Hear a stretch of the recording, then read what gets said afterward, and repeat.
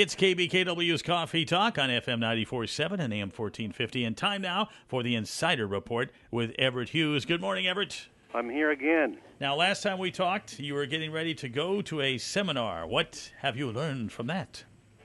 Way more than I can say in 5 minutes, but I'm going to give you, well, there was two things. There was the states and trust, and we're going to cover a lot of that. Okay.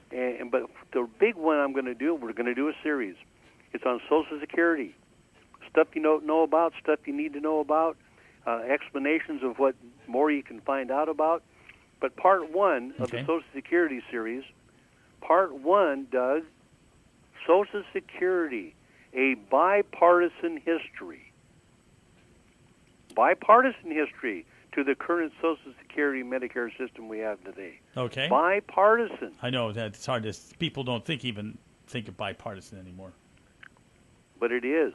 That's good. 1935, Roosevelt signed the law, and you know what? In the beginning, it was workers only. Only workers got Social Security. And they had to wait till they were 65 before they could draw anything. Mm-hmm. And it was a fixed payment amount, okay? Right. But in the beginning, it was workers only. In 1939, spouses and minor children coverage was added. But even then, the payments were less than old age assistance for spouses and minor coverage. Now, 1950, Truman, an increase to the benefit amount. From 1935 until 1950, the benefit amount was fixed. Really? So the inflation didn't mean anything? Didn't mean a thing. No. It was a fixed benefit amount. In 1955, Eisenhower added the disability to Social Security. Oh, so that's when that started. 1955, Dwight Eisenhower. And Richard Nixon was vice president. In 1961, Kennedy came up with a 62-year-old early retirement. That was added to Social Security. Now, in 1965, Medicare was added. Lyndon Johnson added Medicare. Now, in 1972, Richard Nixon added the cost of living adjustment that's been with us since 1972. That's when that was added. Richard Nixon. In 1977 was the last tax rate increase. You know, the 15.3? Right. That was the last time that was raised.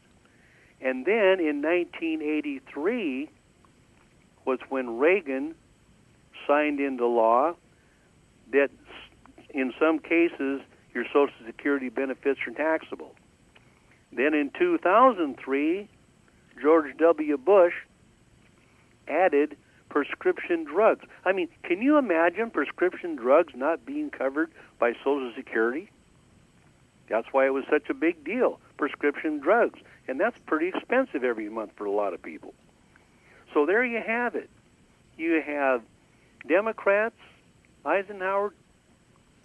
Eisenhower, you have Democrats, Roosevelt, Truman, Kennedy, Johnson. You have Republicans, Eisenhower, Nixon, and Reagan, and Bush.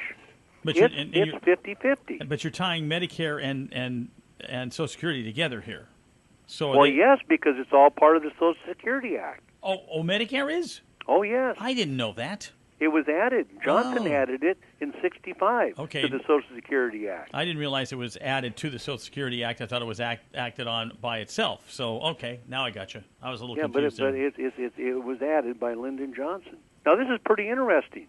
Yes, it is, and it shows how things have progressed over the years. And, of course, this is part one, and we got part two. And how many parts you think where this is going to go before we got this all finished, this particular? We will never get it all finished, but when I think we're done, then I'll say this is part final. Okay. I mean, but there's a lot of information here. Okay, well, we're almost out of time. In fact, we are out of time. So then we'll get to the part two next week. That sounds good. And, of course, if people need to get in touch with you, 533-4131. 533-4131, and all these are out on everetthughes.com.